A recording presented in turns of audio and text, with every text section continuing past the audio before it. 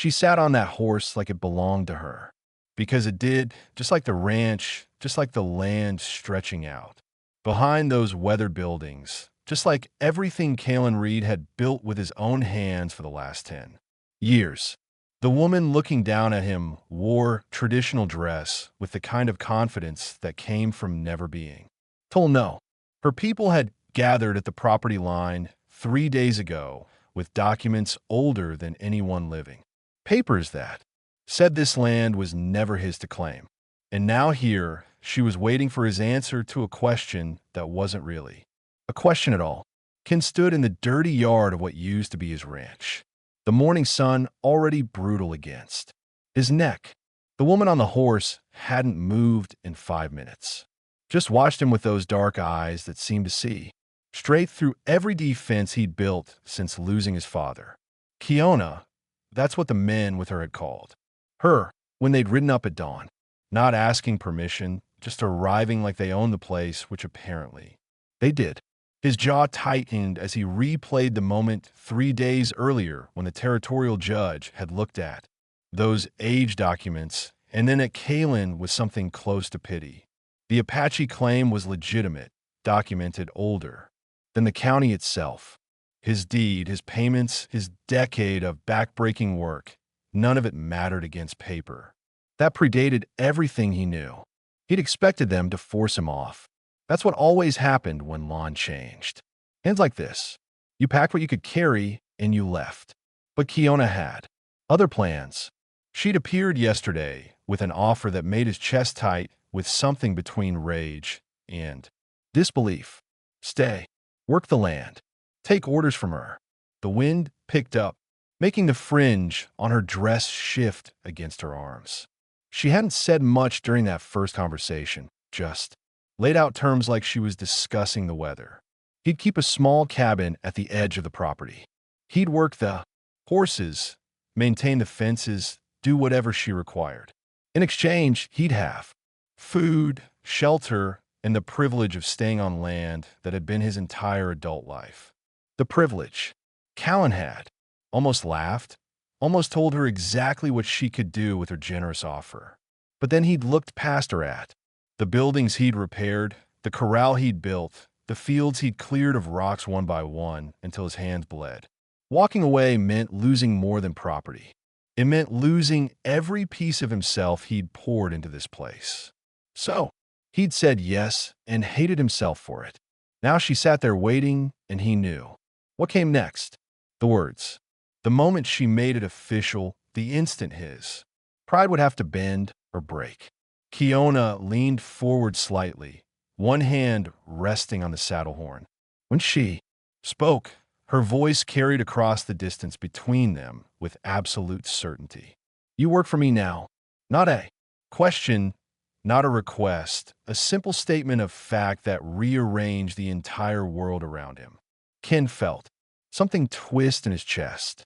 Part of him wanted to throw the offer back in her face, tell her to find someone else, to humiliate, but another part, the part that had grown up with nothing and understood exactly how fast everything could disappear.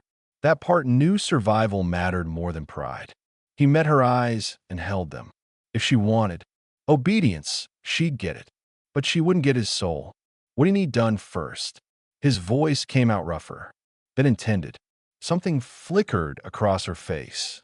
Surprise, maybe a respect. Hard to tell with the sun behind her, creating that halo effect around her silhouette. She gestured toward the eastern pasture where several horses grazed. Those animals need proper attention. They've been neglected. The accusation stung because it was partially true. He'd been too busy fighting the legal battle to maintain everything perfectly. But hearing her say it, hearing her criticize his work on his own land, made his hands curl into fists at his sides. I'll handle it, he said. Kiona studied him for another long moment, and Kalen had the unsettling feeling she could read every thought racing through his head. Then, she did something unexpected. She smiled. Not friendly, not warm, just a slight curve of her lips that suggested she knew exactly how much this was costing him. and she was enjoying it. Good, she said. Then she turned the horse with expert precision and rode toward the main house, his house, like she'd been doing her entire life. Ken stood there watching her go, the dust from the horse's hooves settling around. His boots. He'd agreed to stay, agreed to work for her. But what he hadn't agreed to, what she couldn't force, no matter how many documents she had, was accepting this without a fight, even if that fight had to be subtle, careful. The kind of resistance she wouldn't see coming until it was too late. He turned toward the eastern pasture, his mind already working through possibilities. She wanted the horses handled fine. He'd handle them better than anyone she'd ever known. He'd make himself indispensable, valuable, and somewhere. In that value, he'd find leverage. Because Kalen Reed had lost everything once before in his life, and he'd clawed his way back from nothing. This time, he wasn't starting from nothing. He was starting from the inside. And that woman, on the horse with her confident smile and her ancient documents, had just made the biggest mistake of her life. She'd let him stay. The eastern pasture held 6 horses, and Ken could see the problem before he'd even crossed half the distance. The bay mare favored her left front leg. The ran had overgrown hooves that hadn't been trimmed in months. The rest showed signs of neglect he'd been too consumed with legal battles to notice. He approached slowly, letting them catch his scent. The bay mare lifted her head, ears forward, and something in his chest loosened slightly. At least, the animals remembered him. At least something here still recognized who he used to be. The sound of hooves behind. It made his shoulders tense. He didn't need to turn around to know who it was. You should start with the mare. Kiona's voice carried across the grass. She's been limping for 2 days. Ken ran his hand down the mare's leg, feeling for heat, for swelling. I noticed. Did you? Not a question. An observation that suggested she doubted everything about him. His jaw tightened, but he kept his focus on the horse. The mare's ankle showed mild inflammation. Probably stepped wrong in the uneven ground near the creek. Nothing serious if treated properly. He straightened and finally looked at Kiona. She dismounted and stood about 10 feet away, watching him with that same unreadable expression. The morning light caught the beadwork on her dress, making it shimmer slightly. Her hair was pulled back in 2 long braids that fell past her shoulders. She needs rest and cold water treatments. Callan said 3 days, maybe 4. Can you handle that without supervision?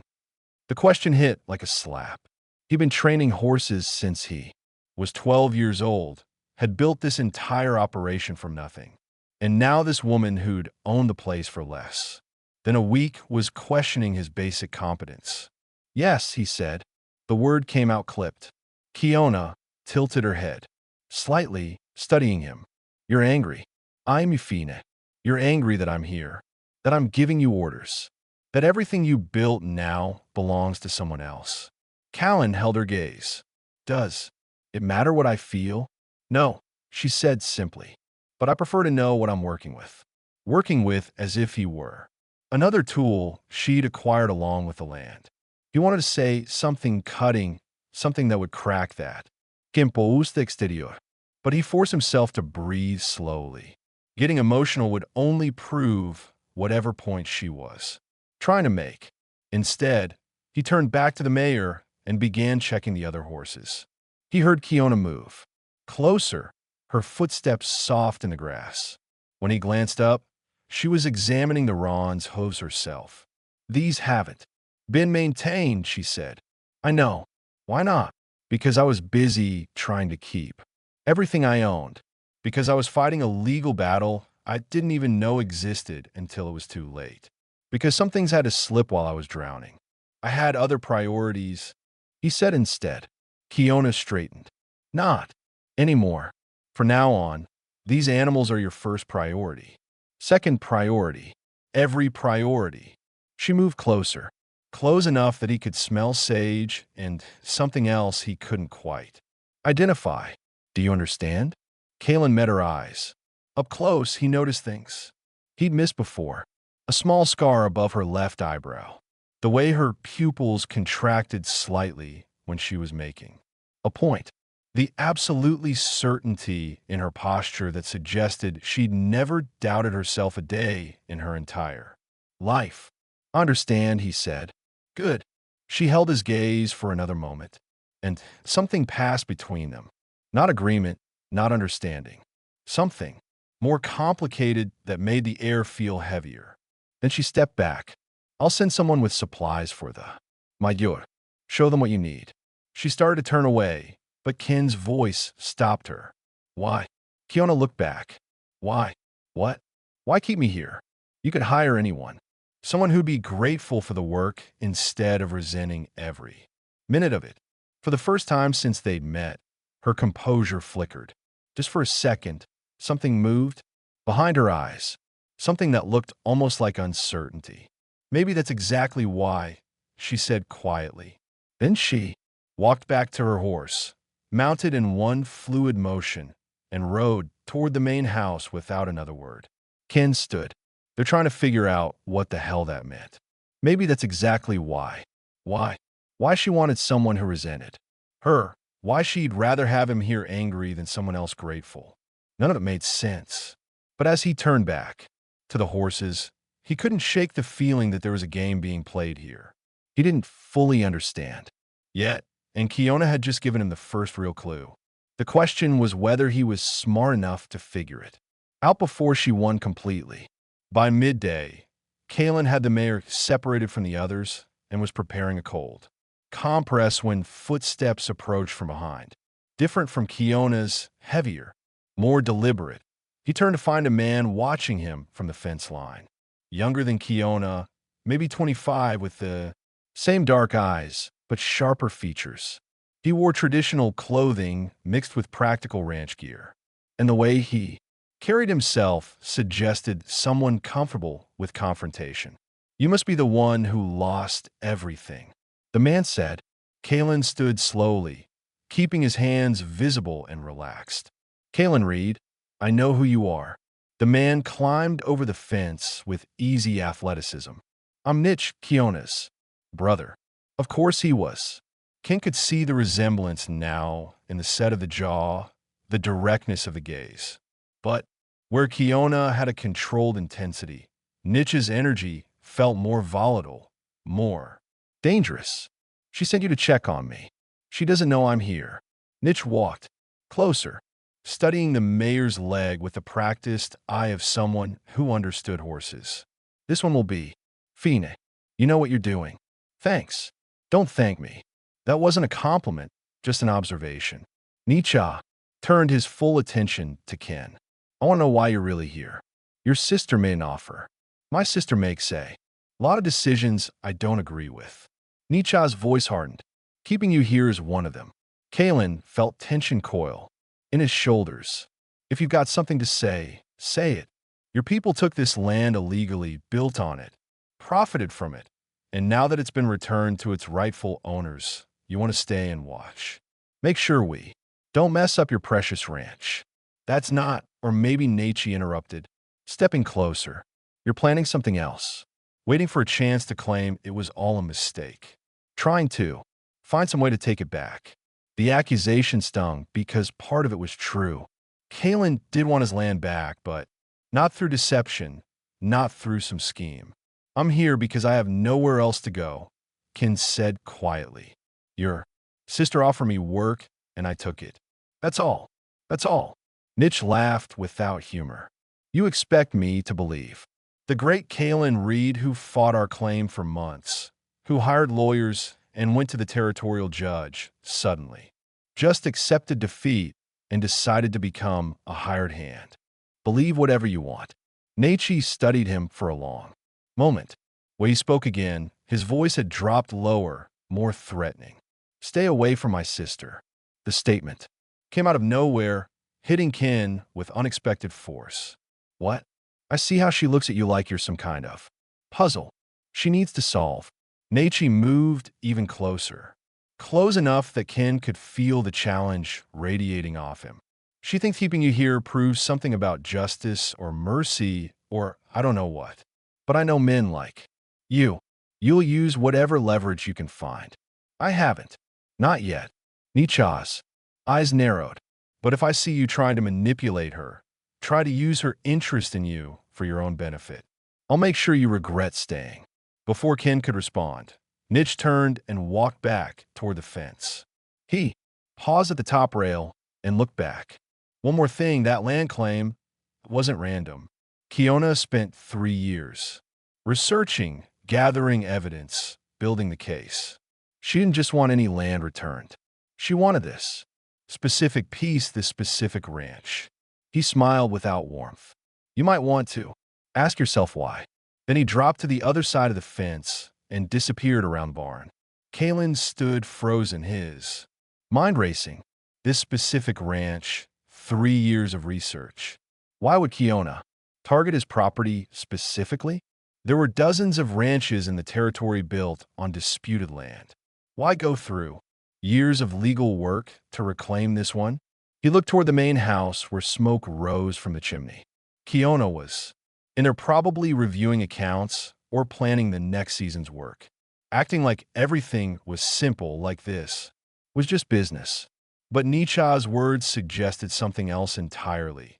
Something personal, something that went back further than a legal claim. Kalen knelt back down beside the mayor, his hands working automatically to secure the compress, but his thoughts were miles away, trying to piece together a puzzle he hadn't even known existed. Until 5 minutes ago, Kiona had spent 3 years targeting him specifically, had taken everything he owned with methodical precision, and now she wanted him here, working under her command, resenting every moment. Maybe that's exactly why her words from earlier suddenly took on new meaning. She didn't just want someone working the land. She wanted him for reasons he couldn't begin to understand, and that scared him more than losing the ranch ever had. 3 days passed before Kalen saw Kiona again. He worked the horses, repaired fence lines, and tried not to think about Nietzsche's warning, but the questions wouldn't leave him alone. Why this ranch? What made this specific piece of land worth 3 years of legal work? The answer came on the 4th evening when dark clouds rolled in from the west. Kalen was securing the horses in the barn when the first drops hit.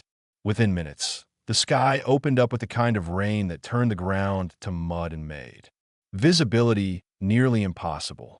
He was closing the barn door when he saw her. Kiona running from the main house toward the structure, her dress already soaked through.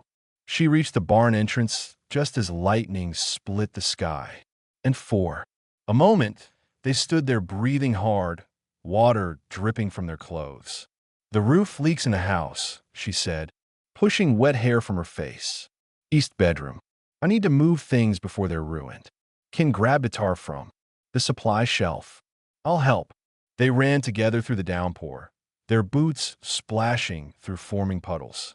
Inside the main house, Kalen followed Kiona down a hallway he used to walk every day. The familiarity of it made his chest tight. The east bedroom was already compromised. Water dripped steadily from a crack in the ceiling, pooling on the wooden floor. Kiona was moving boxes away from the leak, and Kalen spread the tarp where the water was worst. There's more in the closet, she said, pointing. He opened the closet door and stopped. Inside, among stored blankets and supplies, was a wooden box marked with his father's initials. CR. Charles Reed, the same initials Ken carried. His hands went numb. Where did you get that? Kiona looked up from the boxes she was moving. Her eyes found the container he was staring at, and something shifted in her expression. Not guilt exactly, more like resignation. It was here when we arrived, she said quietly. In the attic, wrapped and forgotten. Kalen lifted the box down with shaking hands. He thought all his father's belongings were lost years ago. After his death, the ranch had been sold to pay debts, and Kalen had managed to buy it back 5 years later. But by then, everything personal was gone. He opened the lid. Inside were letters, documents, and a leather journal he recognized immediately. His father's handwriting covered the visible pages. "You should read them," Kiona said. Something in her tone made him look up. She stood near the window, backlit by lightning, and her usual composure had cracked just slightly. She looked almost nervous. "Why?" His voice came out. "Because then you'll understand why I spent 3 years taking this land back." She moved closer, her wet dress clinging to her. "Frame, your father didn't buy this ranch from a homesteader like the records claim. He bought it from my grandfather, and my grandfather didn't sell it willingly." The words hit like physical blows. Ken looked down at the journal in his hands, then back at Kiona. "What are you talking about?" "Read the letters." She said all of them. "The land deal, the real one. How your father got this place for almost nothing because my grandfather was desperate. How he promised to let our people use the northern grazing lands and then blocked access. How my father wasn't. Like that, wasn't he?" Kiona's voice stayed level, but something burned behind her eyes. "Read his own words. Ken, see what he wrote about the transaction, about the promises he made and broke." Thunder shook the house. Kalen stood there holding his father's possessions, feeling the foundation of everything he believed shifting beneath him. "Why didn't you tell me this before? Would you have believed me?" Kiona moved closer still. They were only a few feet apart now. "You needed to lose it first. Needed to understand what it feels like when everything you built gets taken by someone else's paperwork and legal claims. So this was revenge. This was justice." She reached out and touched the box in his hands. "But I didn't expect you to stay. I didn't expect to." She stopped, catching herself. Didn't expect. To what? Rain hammered the roof. Water dripped into the tarp between them, and Kona looked at him with an expression he'd never seen before. Vulnerable. Almost afraid. "I didn't expect you to make this complicated," she said softly. Before Ken could respond, footsteps sounded in the hall. They both turned as Nietzsche appeared in the doorway, taking in the scene. His sister standing close to Ken. Both of them soaked.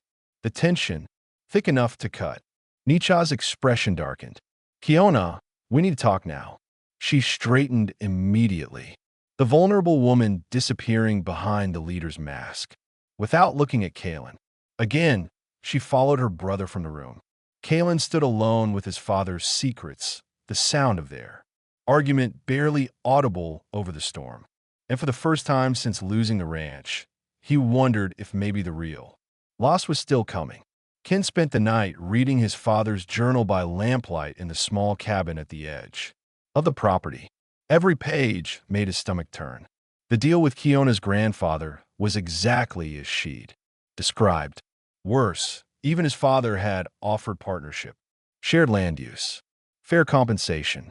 Then after the sale, he'd closed off access to the northern ranges, had threatened legal action when the Apache tried to use paths they'd traveled for generations. The journal entries grew defensive toward the end. Justifications, excuses. Charles Reed had convinced himself that protecting his investment was necessary, that business required hard decisions, that sentiment couldn't dictate survival. By dawn, Kalen understood exactly why Kiona had targeted this land and why she'd wanted him specifically to feel what her people had felt. The helplessness, the injustice of having everything taken by someone else's rules. He was burning the last journal page when hoofbeats approached. Not Kiona's measured rhythm, something more aggressive. He stepped outside to find Nietzsche dismounting with barely controlled anger. "You need to leave," Nika said without preamble. "Your sister gave me a job. I don't care what she gave you."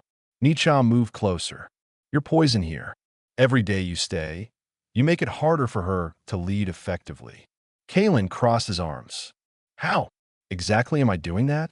"By making her forget why she fought for this land in the first place." Nietzsche's voice dropped. "She's starting to see you as something other than the son of the man who stole from us. That's dangerous." Maybe that's progress. Progress? Nitch laughed bitterly. She spent 3 years building consensus among the elders, convincing them that reclaiming this land mattered, that it represented justice for every broken promise your people made to ours. And now she's letting the enemy work our horses and sleep in our cabins. I'm not the enemy.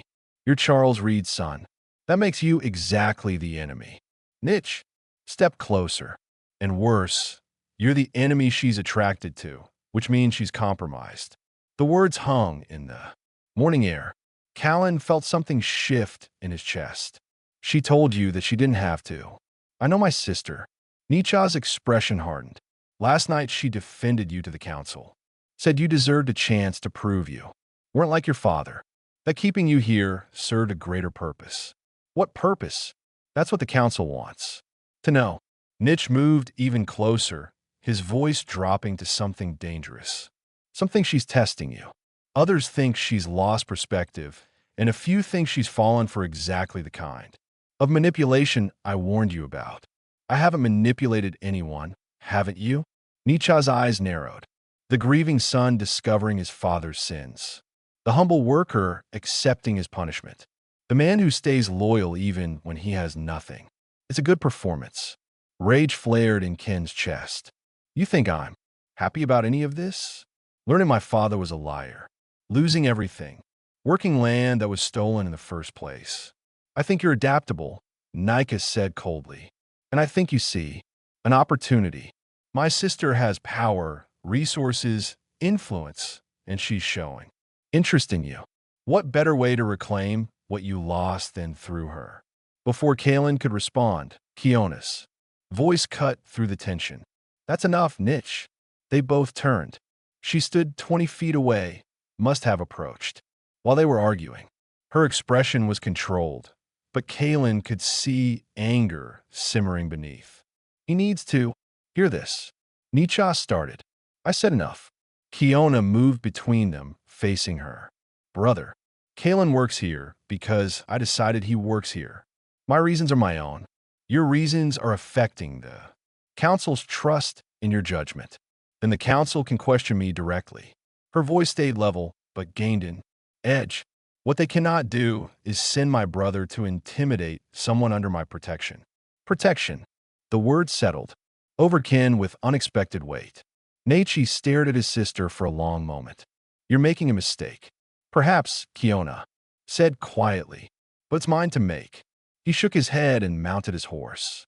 Before riding off, he looked at Ken one more time. When this falls apart, and it will, remember, I warned both of you.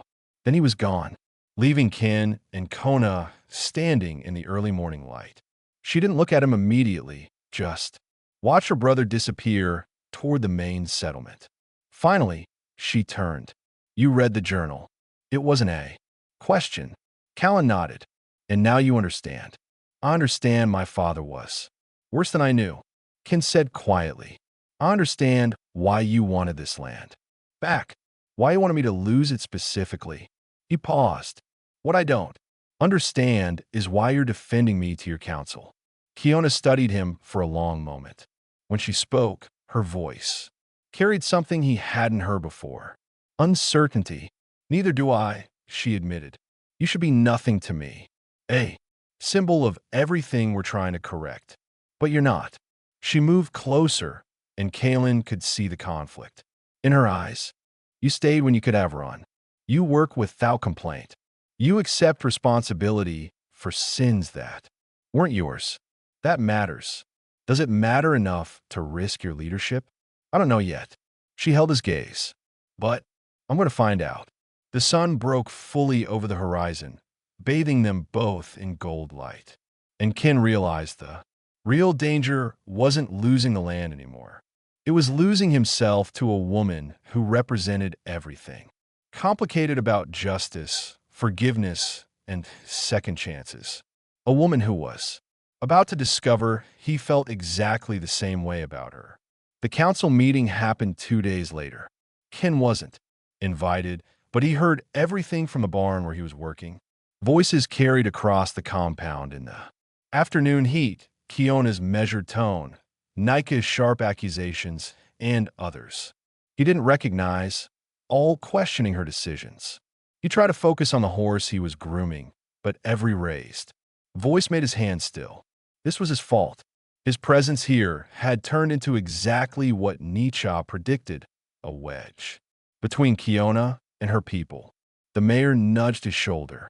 Sensing his distraction, Kalen forced himself to breathe steadily and continue working. Whatever happened in that meeting, he had no control over it. His only choice now was the same as it had been from the beginning.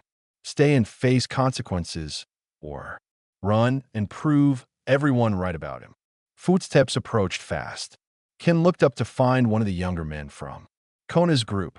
The man's expression was grim. You need to leave now. What happened? The council voted. You have until sunset to pack your things and go. The man glanced back toward the main house. If you're still here after dark, they'll force you out. Ken's chest went tight. Where's Kiona? Arguing with them. Still, but it's done. The decision was made. The man's voice softened slightly. She tried harder than she should have, but they won't risk their leader's judgment being compromised over someone. Like you. Someone like you. The son of a thief. A man from the culture that had taken everything. It didn't matter that Kalen hadn't been responsible. He carried the weight of his father's sins, whether he wanted to or not. Understand, Kalen said quietly. The man nodded and walked away. Kalan stood in the barn, surrounded by horses he'd healed and equipment he'd maintained. He'd known this was temporary, known it would end badly, but somehow he'd let himself believe there might be another way. He was securing the mayor in her stall when Kiona appeared. She looked exhausted, angry, and something else he couldn't quite identify. You heard? She said. Yes, I'm sorry. The words came out raw. I tried to convince them. Told them you'd proven yourself that you weren't your father, but they see it differently. Ken moved closer. They're not wrong. They are wrong. Kiona's voice gained strength. You've worked harder than anyone. You've accepted responsibility for crimes you didn't commit. You've shown more integrity than half the men on that council. That doesn't change what I represent to them. No. She looked away. It doesn't. The silence stretched between them. Callan wanted to say something that would make this easier. Some words that would let her know he understood that he didn't blame her. But everything felt inadequate. There's another option, Kiona said finally, her voice barely above a whisper. One the council didn't consider because I didn't present it. What option? She turned back to him, and the vulnerability in her eyes made his breath catch. You could stay as something other than a worker, something that would give you legitimate standing in our community. Kalen's heart hammered. Kiona, I know what you're going to say, that it's too fast, that we barely know each other, that the circumstances are all wrong. She stepped closer. But I also know what I feel when I look at you. And I think you feel it too. He did. The attraction had been building since that first morning when she'd sat on her horse looking down at him. Every interaction had added layers. Frustration becoming respect, anger becoming understanding, and underneath it all something neither of them had planned for. Want pure and complicated and impossible to ignore. If I stay that way, Kalen said carefully, I become exactly what Nietzsche accused me of. Someone using you to reclaim what I lost. Is that what you'd be doing? No. The word came out firm. But how would anyone else know that? Kiona reached up and touched his face. The gesture was so unexpected, so intimate that Ken went completely still. Because I would tell them, she said softly. Because I would make them see that this wasn't manipulation. It was something real that happened despite everything working against it. Before Ken could respond, shouts erupted from outside. They both turned as someone yelled about smoke, about fire in the northern pasture, about horses trapped and flames spreading fast. Kiona's eyes widened. The breeding stock, they're all in that section. She was already running. Before Kalen could process what was happening, he followed his heart in his throat. The northern pasture-bordered dry grassland. A fire there could spread to the main settlement within hours, and those horses represented the future of everything Kiona had worked to build. By the time they reached the scene, flames had already engulfed half the fence line. A dozen horses screamed inside the enclosure. Terrified and trapped men were trying to break through the burning rails, but the heat drove them back. Callan assessed the situation in seconds. The main gate was blocked by fire, but there was a weak section on the west side where he'd been planning to repair rotted posts. If they could break through there, create an opening. He was moving before conscious thought finished, running toward the weak fence section, grabbing a heavy post from the ground. Behind him, he heard Kiona screaming his name. But the horses were dying in there, and every second counted. Kalen slammed the post into the weakened fence with all his strength. The fence post splintered on the third hit. Callan kicked the broken rails aside, ignoring the heat searing his exposed skin. The opening was barely wide enough, but it would have to work. He plunged through into smoke so thick he could barely see. The horses were panicking, running in circles, their screams cutting through the roar of flames. Kalen forced himself to stay calm. Panic would get them all killed. He grabbed the lead mare first. She tried to pull away, but he held firm, using his body to guide her toward the gap he'd created. She resisted until she smelled fresh air, then bolted through the opening. 1 down, 11 to go. The smoke was getting worse. Ken pulled his shirt over his mouth and moved deeper into the inferno. He could hear voices outside. Kiona shouting orders, men bringing water, but they couldn't get close enough to help without the flames spreading to them. He found 3 more. Horses clustered against the far fence. The fire hadn't reached them yet, but it was close. Kalan aprurochit slowly, speaking in a calm voice he'd used for years. They knew him, trusted him. After a moment, the lead geling let Kalen grab his halter. He guided them toward the opening, one hand on the geling, others following. They made it through, and Ken heard cheers from outside. But there were still 8 horses somewhere. In this smoke, his lungs burned. Every breath felt like inhaling knives, but he pushed forward, following the sound of terrified whinnying. 4 more horses emerged from the smoke, running wild. Kalen managed to turn them toward the opening, using his arms to direct them. They stampeded past him so close he felt the heat of their bodies. The smoke cleared slightly, and Kalen saw the remaining 4 horses. They were trapped against the burning east fence. Nowhere to run. The fire had cut off their escape route. He had seconds to decide. The smart choice was to save himself, let the 4 go, preserve what had already been rescued. But Callan hadn't built his life by making smart choices. He'd built it by refusing to quit when quitting made sense. He ran directly at the fire line, using the post he still carried to beat down burning grass.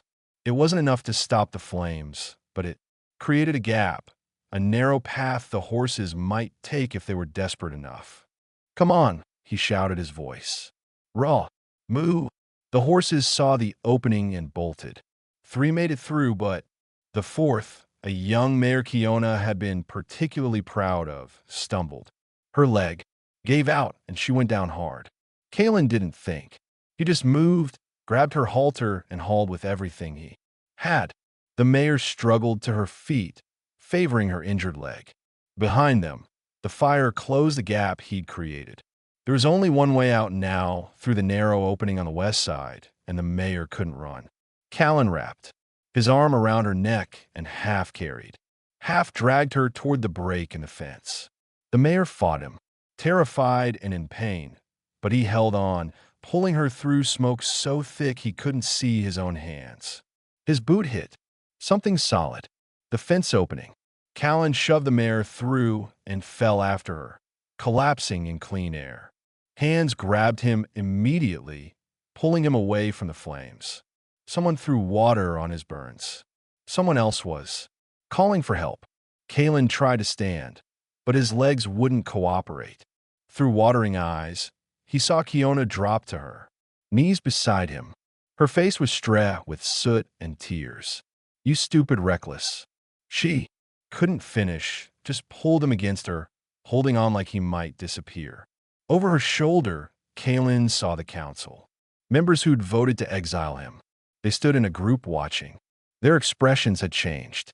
No longer hostile or suspicious. Now they looked at him with something else entirely. Respect. Nietzsche approached slowly. He knelt down and met Ken's eyes. For a long moment, neither spoke. Then Nietzsche placed his hand on Kaylin's shoulder. "You could have died in there," he said quietly. "The horses could have been replaced." Nietzsche's grip tightened. "You save them all. Every single one, including the mayor my sister raised from birth." Kaylin looked at Kiona. She was watching him with an expression he'd never seen before. Not the leader deciding his fate.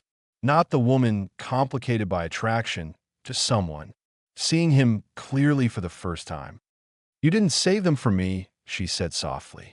"You didn't do it to prove anything. You did it because it was right." Callan coughed, his lungs protesting. "It was your horses, your future." "I couldn't." "Our horses," Kiona interrupted. She looked at the council members, then at her brother. When she spoke again, her voice carried across the compound. "Our future, our land, our community." The emphasis on our wasn't lost on anyone. She was making a declaration, not asking permission, not seeking approval, just stating a fact that everyone present would have to accept or challenge. No one challenged it. Nietzsche stood and addressed the council. "I was wrong about him. We all were. This man isn't his father's son. He's his own man. And that man just proved he belongs here more than most of us."